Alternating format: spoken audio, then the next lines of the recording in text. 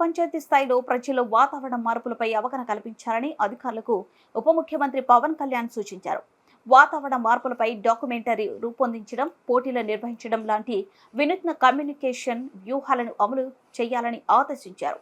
పర్యావరణ మార్పులపై రాష్ట్ర భవిష్యత్తు ప్రణాళిక 2030 తుది ముసాయిదాపై ఉప ముఖ్యమంత్రి పవన్ కళ్యాణ్ సమీక్ష నిర్వహించారు. ప్రజలకు రియల్ టైం సమాచారాన్ని అందించేందుకు డాష్బోర్డ్ మొబైల్ యాప్ను అభివృద్ధి చేయాలని సూచించారు.